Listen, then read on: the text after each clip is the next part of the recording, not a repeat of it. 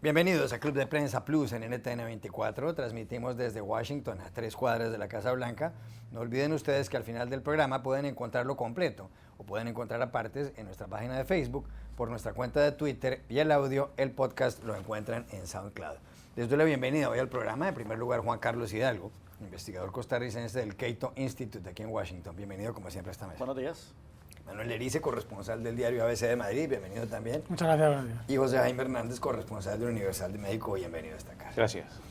Quería plantearles un tema en este Viernes Santo, que está en una columna de Jorge Tuto Quiroga, expresidente boliviano, y además él lo ha mencionado en muchos programas de radio y de televisión, y está circulando esta tesis. Él la titula 123 días, fin de los socios listos, se refiere a avispados, digamos, astutos, en Sudamérica. El señor Quiroga dice que repentinamente todo ha ocurrido en un 2x3, súbitamente 1, 2, 3, es decir, 123 días que empezaron el 22 de noviembre de 2015 y terminaron el 23 de marzo de 2016. Dice el señor Quiroga que no se derribó un muro de Berlín, que no fue un día, sino 123, repite, y que lo que pasó es que se inició el fin, o esto es el principio del fin del chavismo en Sudamérica. Hace el siguiente recuento Quiroga. El 22 de noviembre del 2015, Mauricio Macri ganó las elecciones en Argentina y desalojó al kirchnerismo. Después, en diciembre, el 3 de diciembre, Rafael Correa, en el Ecuador, se hizo a un lado para que el colapso cayera en su cabeza. El 6 de diciembre del año pasado, la oposición venezolana aplastó al chavismo en las elecciones legislativas. Después, el 23 de diciembre, Diosdado Cabello usó sus últimos días al mando del Congreso venezolano para cooptar ilegalmente, dice él, al Poder Judicial. Y pasaron más cosas. Por ejemplo, el 4 de enero la oposición tomó el control del Congreso en Venezuela. Después, el 21 de febrero de este año, perdió Evo Morales un referendo en Bolivia, con lo cual ya no puede presentarse nuevamente a otra reelección.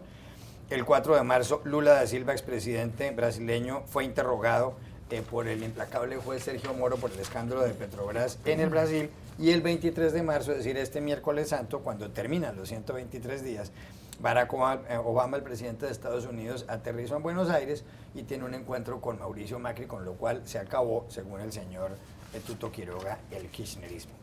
¿Está de acuerdo usted con Tuto Quiroga en esta columna? Yo creo que Tuto es un poco optimista en este análisis. En lugar de hablar del principio al fin, yo haría la de Churchill, le habría más bien del fin del principio del populismo en América Latina. Todavía queda muchísimo por hacer y todavía queda muchísimo por avanzar antes de cantar victoria y pronosticar de que esta época ha terminado. Veamos, por ejemplo, Venezuela. Efectivamente, en Venezuela la oposición ganó de manera abrumadora las elecciones legislativas. Sin embargo, el Congreso, dominado por la oposición, ha sido totalmente despojado de sus poderes por parte del Tribunal Supremo, Tribunal Supremo de Justicia, y el chavismo continúa manejando las riendas de ese país, y probablemente cualquier salida que tenga que ocurrir en Venezuela, que recordemos que Nicolás Maduro estará en el poder hasta el 2019 si nada ocurre, cualquier salida previa a eso tendrá que darse de una manera probablemente muy traumática para la sociedad venezolana. En el caso de Bolivia, efectivamente, el presidente Evo Morales perdió el referéndum en donde planteaba eliminar sus límites a la reelección, pero aún así Evo Morales va a estar en la presidencia hasta el 2019. Muchas cosas pueden ocurrir de aquí al 2019. En su momento Hugo Chávez perdió un referéndum para permitir su reelección indefinida y aún así permaneció en el poder, se las ingenió para permanecer en el poder. En Ecuador, como señala Tuto Quiroga, Rafael Correa pasó una enmienda constitucional para eliminar los límites a la reelección, pero él dijo que no va a aplicar en el 2017. Esto que en principio querría decir que Rafael Correa abandona el poder en el 2017. Sin embargo, hablando yo con amigos ecuatorianos, me señalan el hecho de que esta estipulación que se planteó de que la reelección indefinida no aplica para el 2017, fácilmente podría ser declarada inconstitucional por la Corte Suprema de Justicia de Ecuador, que es controlada por el correísmo. Así que muchas cosas todavía pueden ocurrir antes de que empecemos a cantar victoria y a cantarle los días al chavismo. Sí es cierto, eso sí, coincido con el análisis de Tuto Quiroga en este artículo, de que esta revolución rosada, como se ha llamado en algunos países anglosajones, ¿verdad? O más bien esta revolución chavista o populista que hemos visto en América Latina, que llegó al poder con grandes esperanzas, principalmente enarbolando dos grandes banderas. Uno, la lucha por la igualdad, o sea, por hacer más inclusivas sociedades latinoamericanas que se han caracterizado por ser las más desiguales del mundo. Y también la lucha contra la corrupción, principalmente luego de que se percibiera que las reformas que se hicieron, las reformas de mercado o las reformas pro privatización, el consenso de Washington que se implementó en los 90, involucraron grandes actos de corrupción, principalmente en la privatización de activos estatales, como ocurrió en México, que ocurrió en Argentina y demás. Sin embargo, esta revolución rosada, ¿verdad? O esta revolución populista que se benefició de una circunstancia extraordinaria, y fue el ascenso de China, algo que probablemente nunca más se repita en la historia, por lo menos en tiempos prontos, y que hizo que los precios de las materias primas se dispararan y que las arcas gubernamentales de estos países luego se vieran hinchadas por recursos frescos, degeneró en autoritarismo, degeneró en corrupción de una manera no jamás vista, superando con creces lo visto en los 90, y degeneró en medidas económicas que ahora que los precios de las materias primas empiezan a caer, vemos todos estos problemas económicos reflejados en alto nivel de inflación, déficit de presupuestos desfinanciados y sí, aumento de la pobreza y otra vez aumento de la desigualdad. ¿Está de acuerdo con esa lectura? Sí, vamos a ver, yo lo que sí diría, hombre, es verdad que hay el artículo, en líneas generales a mí me parece que está bien atinado, tiene un punto de euforia, es verdad, tiene un punto de, bueno, es una relación de hechos reales, por tanto es correcto, y es verdad que tiene un punto de euforia en el sentido de que hay una interpretación de que todo está prácticamente, de que ese muro, por así decirlo, está cayendo. Yo creo que sí hay algo, o bastante de realidad. Yo creo que hay dos elementos que de alguna manera desatascan la bañera, el tapón de la bañera. Uno es, sin duda, la muerte de Chávez. A mí me parece que es crucial para la evolución de los acontecimientos en Venezuela y en los demás países, pero hay un segundo muy importante que es el colapso de un modelo económico. Es el fracaso de un modelo económico que se prolonga en el tiempo gracias fundamentalmente al petróleo, al todo el dinero que aporta el petróleo, y que en un momento determinado, con la muerte de Chávez y con la bajada terrible, brutal de los precios y continua de los precios del petróleo, todo ese modelo que se basaba sencillamente en coger dinero del petróleo y no solamente repartir o, digamos, subvencionar, en el caso de Venezuela, con el dinero, sino también incluso, bueno, pues financiar modelos como Cuba, por ejemplo, países como Cuba, o incluso financiar otros regímenes como el propio régimen iraní, en fin, un modelo que al final acaba colapsando y que de alguna manera deriva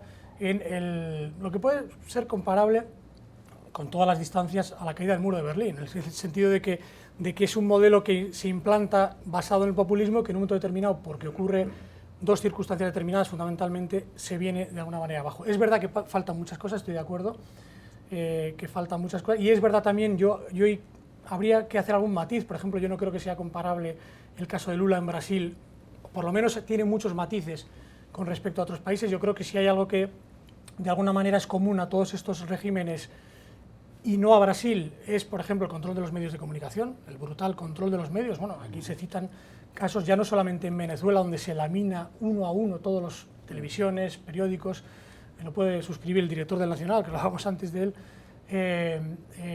Bueno, eso de alguna manera en Brasil no ocurre. Tampoco ocurre en Brasil lo que ocurre en los demás países, que es la búsqueda de un enemigo exterior, de un culpable. El victimismo, yo creo que es algo consustancial a todos esos países, el populismo es victimismo al final, o viceversa, busca culpables externos al propio fracaso personal o a la hora de plantear solucionar problemas. Si no los soluciono, la culpa la tiene siempre el exterior, el imperio, ¿no? el que me está atacando y el que impide, que en cierto modo en Cuba, con el embargo ocurre también, se puede discutir mucho, pero también Cuba y el régimen de Castro ha utilizado el embargo como otro elemento de búsqueda de enemigo, como un elemento victimista. Yo creo que todo eso es lo que resume, pero sí diría por concluir que creo que va atinado en cuanto a los hechos, y yo sí soy optimista por naturaleza, y creo que las cosas van por buen camino, y lo estamos viendo en el viaje de Obama a Cuba, donde no se cita, pero creo que también estamos en vías, aunque sean muy lentas y tengamos que esperar un poco, y lo estamos viendo en Argentina y otros países. ¿Empezó el entierro del chavismo, como dice Tuto Quiroga, o en su opinión el señor Quiroga está equivocado? No, yo creo que, aunque puede decirse que el escrito de Tito Quiroga es un correlato no del todo preciso o exacto, porque, como decía Manuel, hay muchos matices. Pero yo sí creo que este texto es la confirmación o es, digamos, una especie de anticipo de lo que desde mi punto de vista es el fin de los dogmas.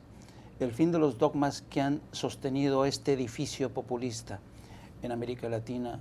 Y yo creo que el edificio se está resquebrajando. Y se está resquebrajando porque sencillamente nos estamos dando cuenta que el dogma no tenía sustento. Es decir, tú no puedes gobernar un país detrás de una pancarta con una consigna. Eso no es suficiente. Y eso ha quedado demostrado en Venezuela, ha quedado demostrado también en Ecuador, ha quedado demostrado en la mayoría de los países, en Argentina.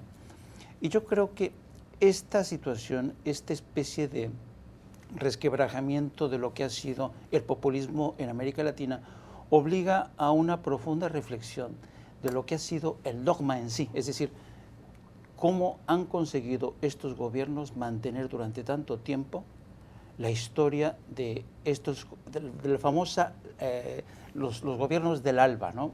Cómo han conseguido convencer a tanta gente de que estaban en la vía correcta. Y a mí lo que me llama poderosamente la atención es que mucho del sustento ideológico de estos gobiernos de izquierda ni siquiera ha sido cuestionado. Es decir, cuando tú le preguntas a alguien, bueno, tu gobierno, ¿qué tipo de ideología, con qué tipo de ideología comulgas? No, pues somos izquierda, sí, pero ¿qué tipo de izquierda? Socialista, sí, pero ¿qué tipo de socialismo?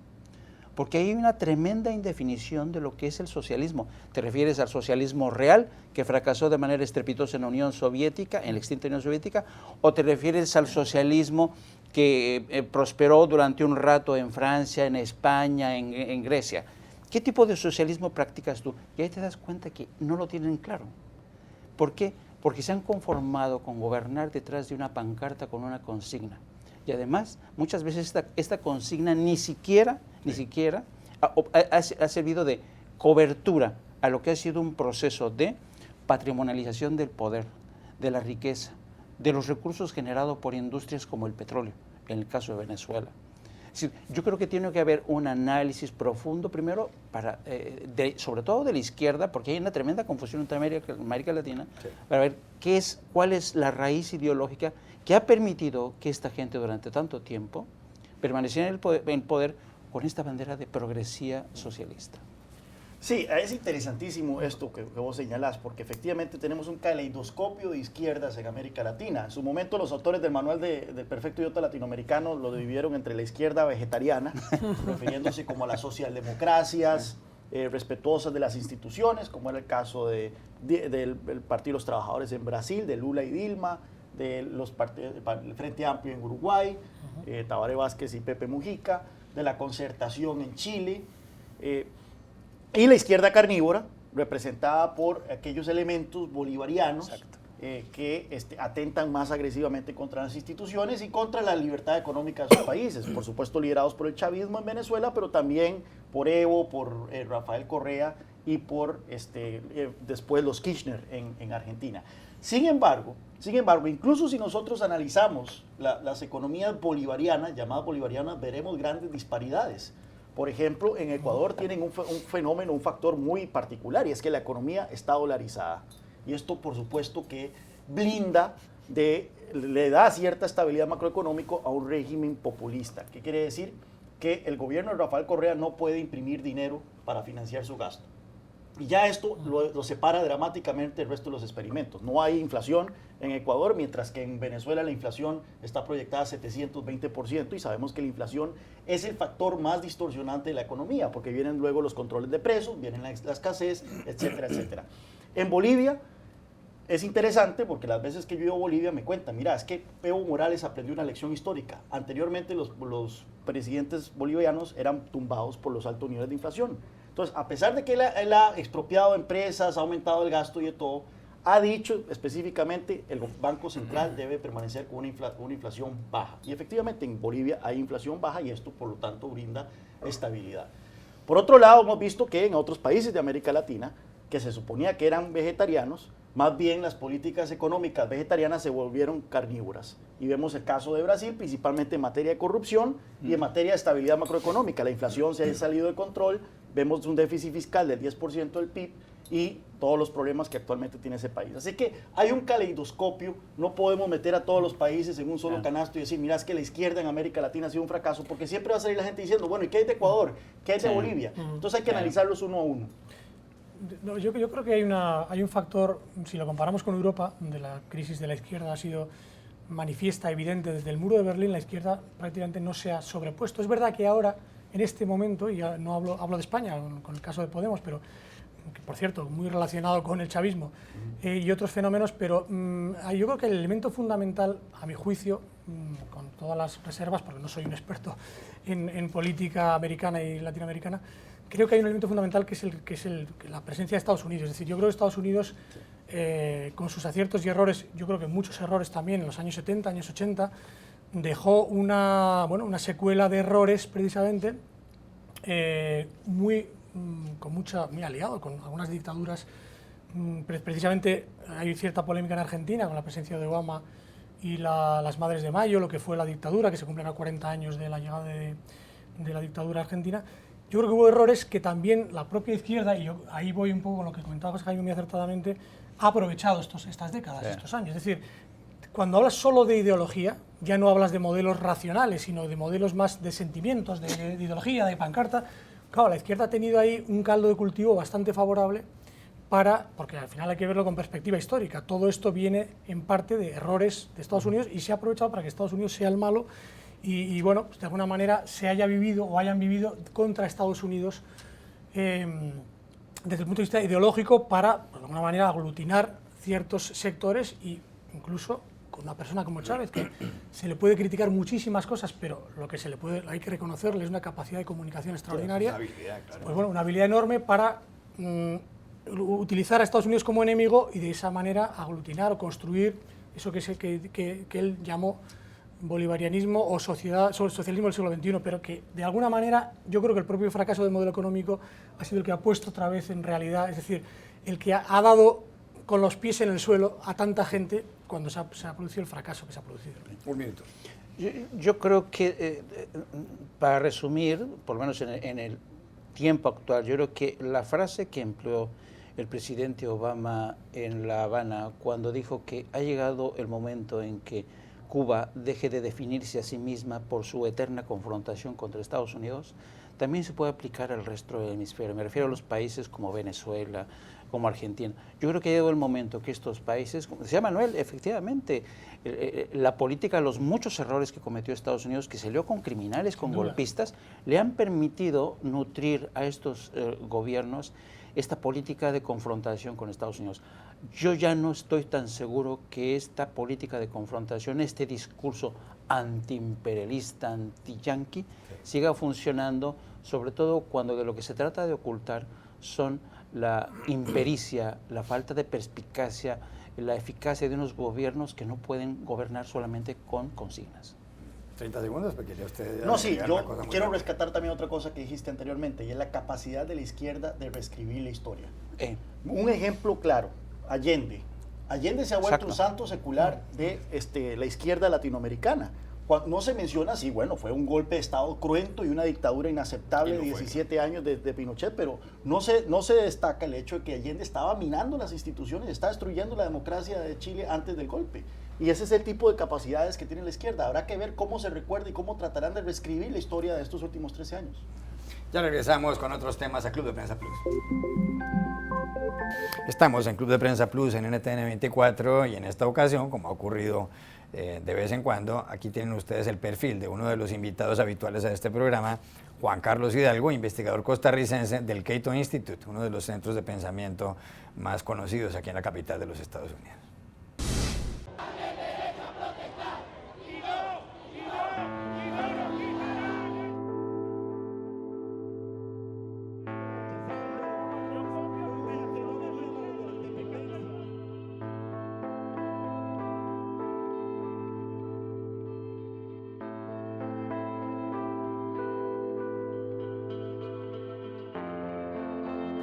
Es un cartucho vacío, creo yo que es de una bomba lacrimógena.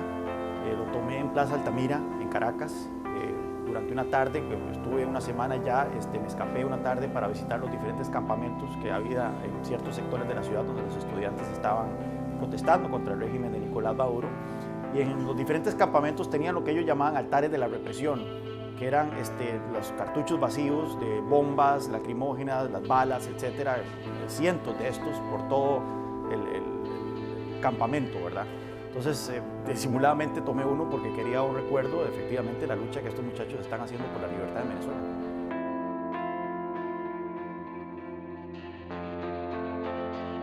Uno como extranjero tiene que tener cierto cuidado de no tratar de llamar mucho la atención. Yo definitivamente quería ir a visitar a estos muchachos. Así que me puse la camiseta de la selección de Costa Rica por dos motivos. Uno, para hacer una ropa informal que no llame mucho la atención, pero también quería hacerles saber a ellos de que los costarricenses, o por lo menos muchos costarricenses, estamos con ellos. Una de las cosas que ellos más se quejan es de que sienten de que los gobiernos de la región los han olvidado. Entonces yo quería hacerles saber a ellos de que podrán ser los gobiernos los que los han olvidado, pero que los pueblos estamos con la lucha de los venezolanos por la libertad.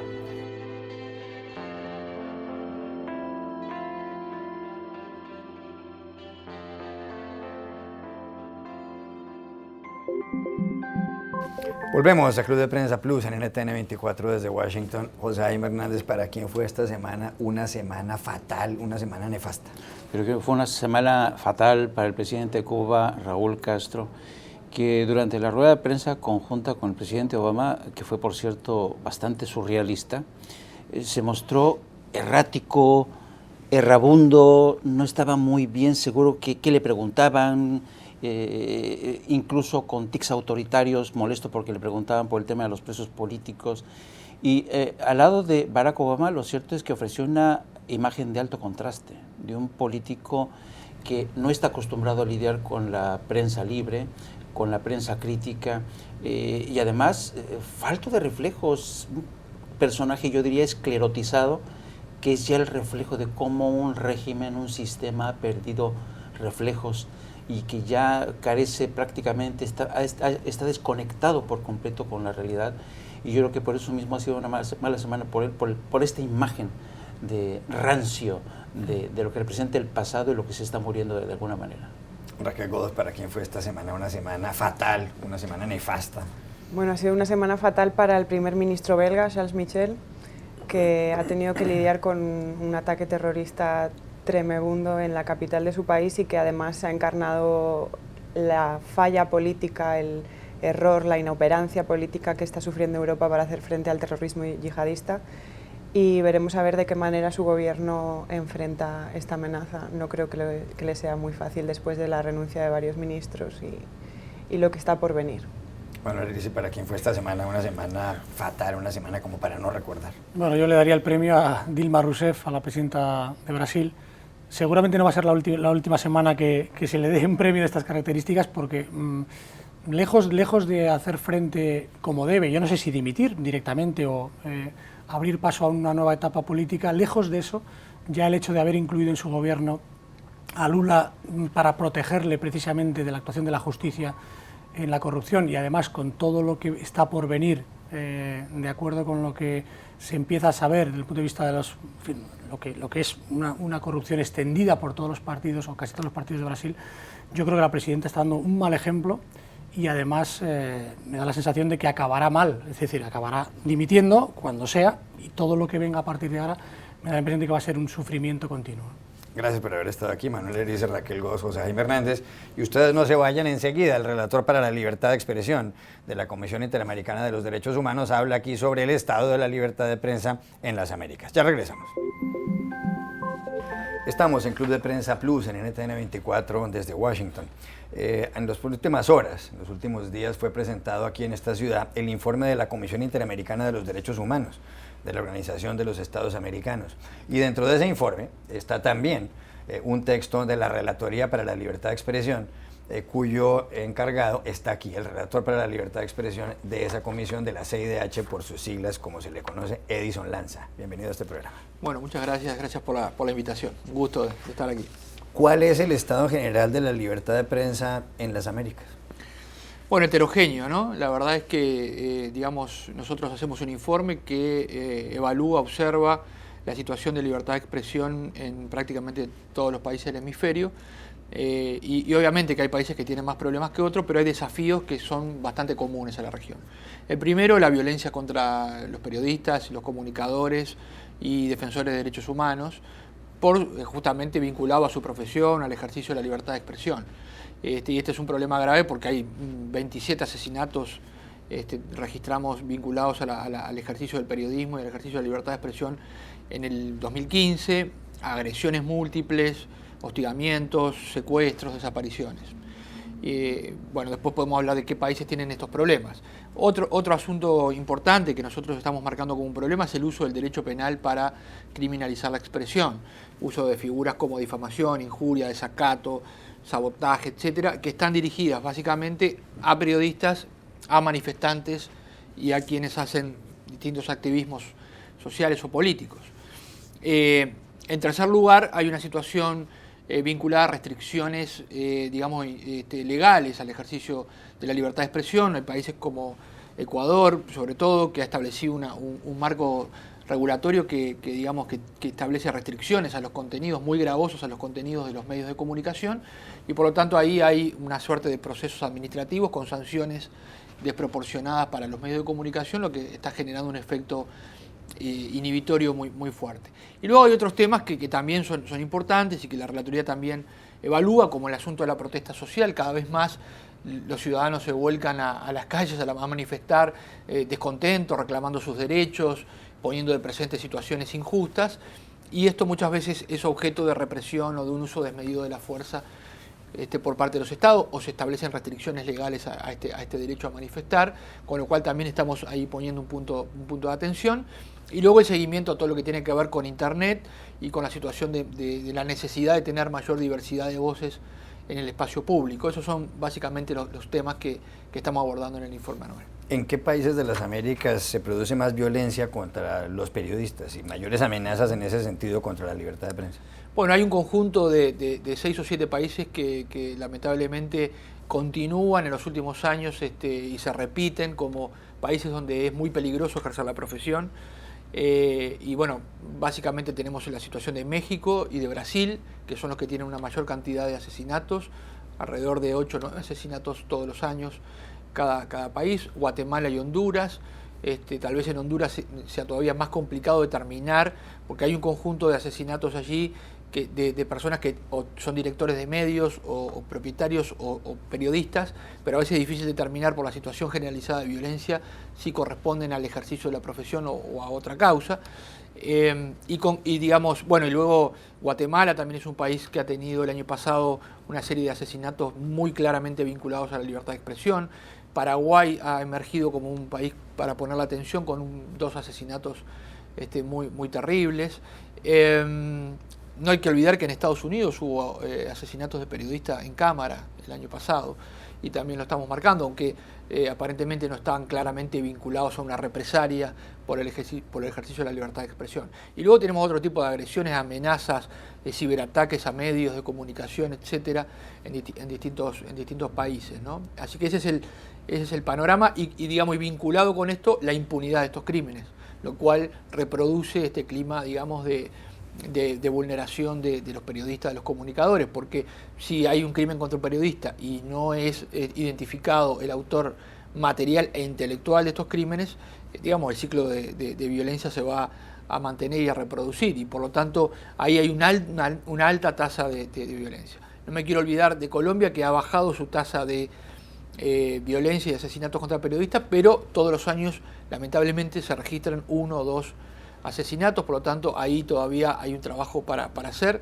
además de otro tipo de amenazas que lleva a que muchos periodistas todavía solo puedan ejercer la profesión con un fuerte dispositivo de seguridad, y la verdad es que tampoco queremos transformar a la profesión en una profesión enjaulada o blindada y que se transforme en un oficio tan peligroso que solo se pueda ejercer, con guardaespaldas o coches blindados. Entonces, también quería poner de presente que en algunos lugares ha bajado esa tasa porque ha habido hubo políticas públicas para proteger a los periodistas, pero las amenazas se mantienen porque no se investigan a quienes hacen esas amenazas. Entonces, hasta que eso no se logre, vamos a tener problemas de violencia en la región. ¿Hay estadísticas porcentuales de cuánta impunidad hay en los casos de crímenes contra los periodistas? Sí, mire, es muy alta. Nosotros conjuntamente con este informe hicimos uno muy exhaustivo sobre la situación de la violencia contra periodistas en México, y la tasa de impunidad de autores intelectuales llega al 96%. Entonces es muy difícil que esto se combata así. En otros países, por ejemplo, como Guatemala u Honduras, muchas veces son detectados, identificados los gatilleros, como lamentablemente se le dice a los chicos que muchas veces terminan en estas situaciones terribles en la región, pero no se llega a identificar a los autores intelectuales, ¿verdad? Que muchas veces tienen que ver con el crimen organizado, con las mafias o con algunas autoridades que están coludidas con estos actores. Usted hablaba también de la utilización del derecho penal contra la libertad de prensa. ¿Eso cómo es? Bueno, hay un principio general que ha establecido la Relatoría y la Comisión desde hace muchos años, y es que para los temas de interés público y sobre funcionarios públicos no deberían aplicarse figuras penales, porque son, digamos, el instrumento más restrictivo que tiene el Estado para penalizar o para sancionar, ¿verdad? Obviamente la libertad de expresión no es un derecho absoluto, tiene limitaciones ulteriores, pero lo que nosotros como Relatoría recomendamos es que se apliquen sanciones civiles bajo un estándar similar a lo que acá se conoce como real malicia, ¿verdad? Ahora, lamentablemente, digamos, por un lado, en muchos países se han venido derogando estas figuras, o se han venido limitando este tipo de figuras penales, como la difamación, la injuria, y por ejemplo, el desacato, ¿en qué ¿no? países se está limitando ese tipo? Por ejemplo, en México a nivel federal se derogó, en Argentina también se derogaron este tipo de delitos, en Uruguay se limitaron y se despenalizaron para casos de interés público, en Jamaica también se hizo de esta manera, en El Salvador solo hay una pena de multa y no penas de prisión. O sea, hay distintas formas de ir reduciendo estas restricciones, pero en otros siguen vigentes, y lo peor es que se han comenzado a aplicar nuevamente, porque esto parecía letra muerta en algunos códigos penales, pero lamentablemente esto se ha reflotado y se ha comenzado a aplicar. No, ya, por ejemplo, bueno, en el caso de Venezuela, nosotros estamos justamente observando la situación de varios directores de medios de comunicación que han sido, sometidos a proceso tras ser denunciados por el expresidente de la Asamblea Nacional, Diosdado Cabello, por meramente reproducir información que había aparecido en otros diarios del mundo y que involucraban a esta persona en una investigación sobre presuntos hechos de corrupción, de narcotráfico, etcétera. Pero ellos lo que hicieron fue dar cuenta de que otros diarios dijeron que había este proceso abierto, y por eso están sometidos a unos procesos muy fuertes. Recientemente el director del Correo del Caroní, un diario también que crítico de línea editorial independiente del gobierno en Venezuela, ha sido condenado a 4 años de prisión.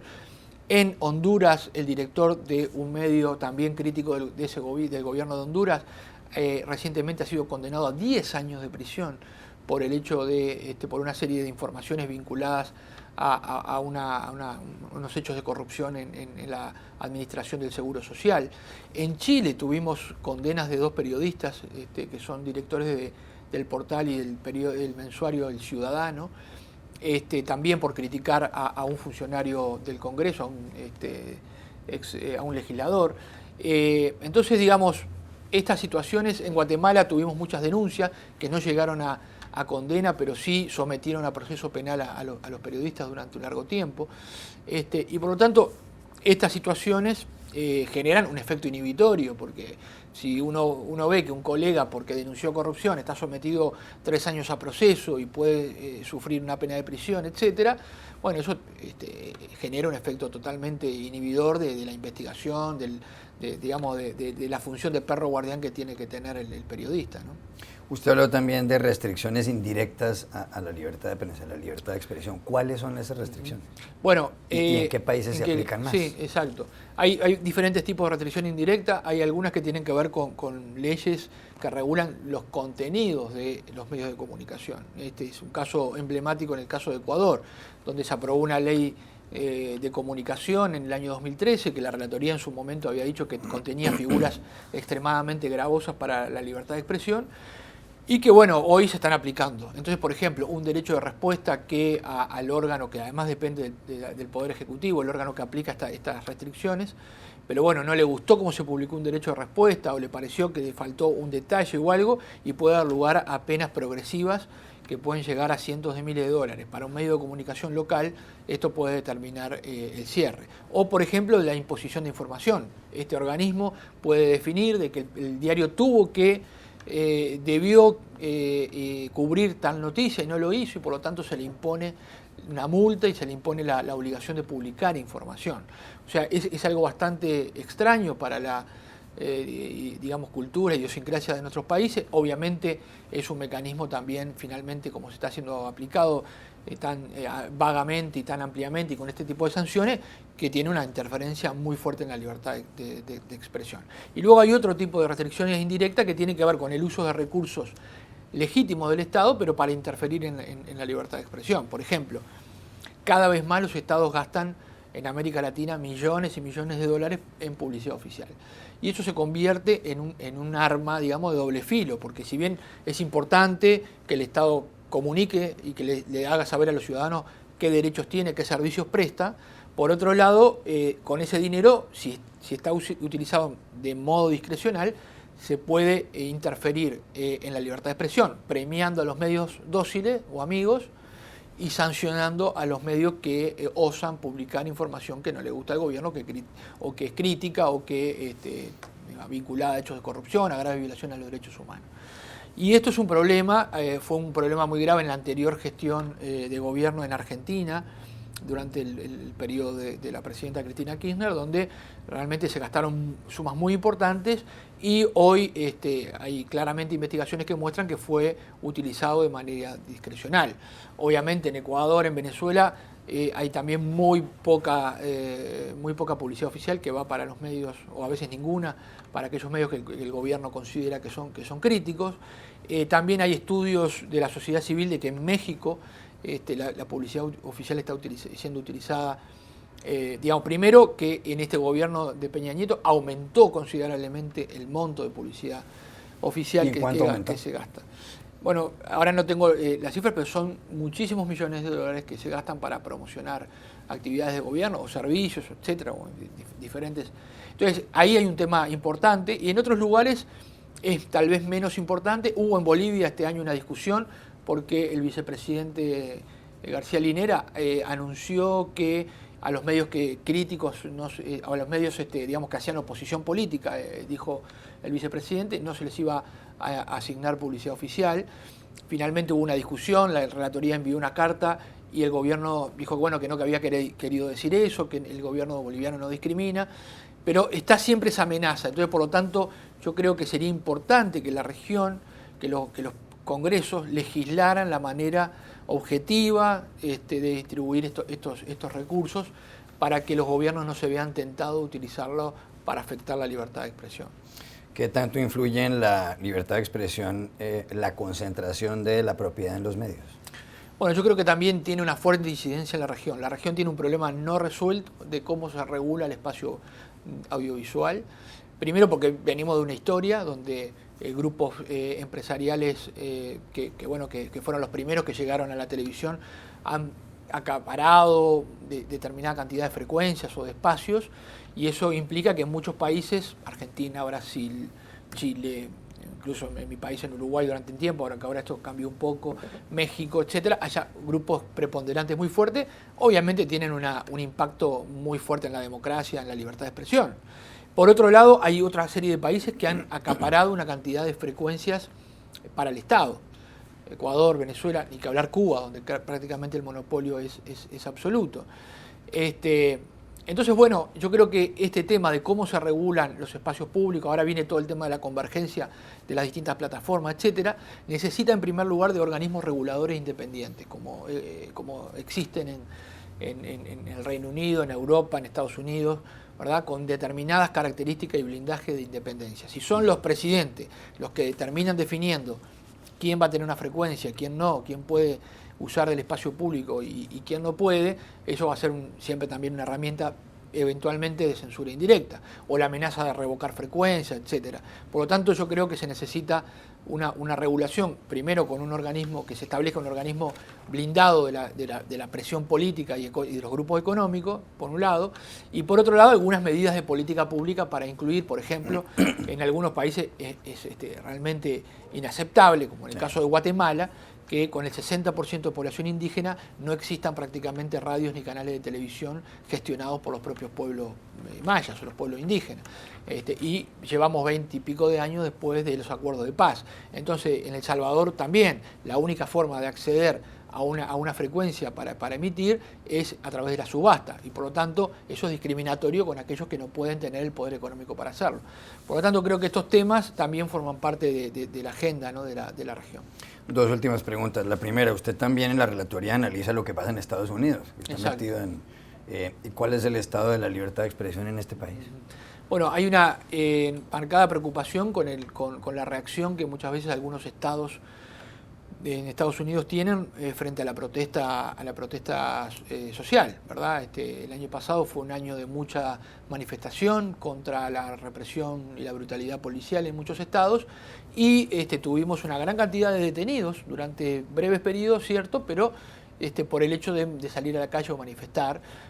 También algunos periodistas que cubrían esas manifestaciones sufrieron de detención o de procesos, están sometidos a procesos, y le estamos dando seguimiento, así que hay una primera preocupación. El otro tema importante que nosotros estamos siguiendo en Estados Unidos es que tiene que ver con la vigilancia y la privacidad en las comunicaciones, porque obviamente el desarrollo de Internet y el desarrollo de las plataformas y de la telefonía, de los teléfonos, de los smartphones y demás, y es muy importante, y es una forma de comunicación también muy importante. Y cuando se afecta la privacidad de los periodistas, de los comunicadores o de la gente que hace uso del espacio público, ese es un problema. Y por lo tanto, bueno, hay una discusión muy fuerte sobre el tema privacidad en Estados Unidos. Hoy mismo hay una discusión entre el FBI y la empresa Apple sobre la encriptación de las comunicaciones, el cifrado, y por lo tanto esos temas también nos preocupan. Estados Unidos pasó una ley el año pasado que saludamos para justamente digamos, establecer un marco regulatorio de la interferencia o el acceso a las comunicaciones de las personas con garantías de debido proceso, etcétera, algo que veníamos señalando en años anteriores.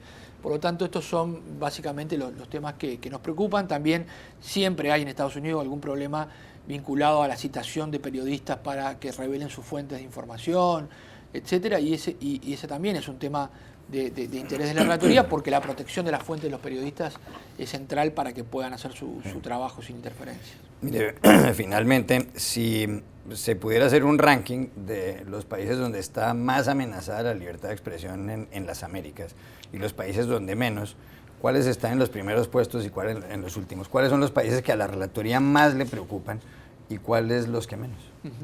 Los dos que más y los dos que menos. Bueno, una cuestión importante es que nosotros no tenemos indicadores para hacer como una suerte de ranking. Nuestro informe es descriptivo de los hechos, interpretamos si esos hechos violentan los estándares y los principios internacionales. Entonces son 400 páginas, entonces hay que verlo, y cada país está monitoreado con los mismos instrumentos. Dicho esto, obviamente en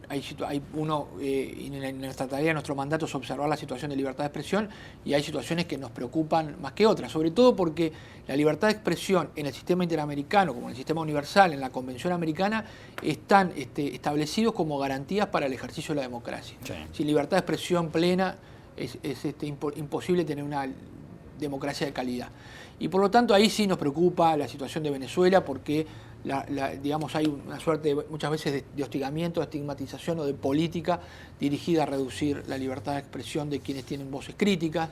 Obviamente la situación de Cuba, donde las restricciones son graves y se mantienen, aunque ha cambiado de metodología, y hoy la detención y la liberación, detención permanente de activistas es una modalidad. Sí. La situación que describí en Ecuador, la violencia con efectos muy fuertes en México, en Brasil, en Guatemala, en Honduras, en fin, esos son un poco los puntos críticos, sin perjuicio de que para nosotros es importante que toda la región acepte las reglas de juego y adopte, digamos, marcos jurídicos y prácticas adecuadas para el ejercicio de la libertad de expresión. Creemos que la forma de consolidar la salida de las dictaduras en los años 90, las transiciones a la democracia, la paz en la región, pasa indudablemente por aceptar las reglas de juego de la libertad de expresión, sin cortapisas y sin mecanismos directos e indirectos de restringirla. Gracias por haber estado aquí. Por favor. Y a ustedes hasta la próxima.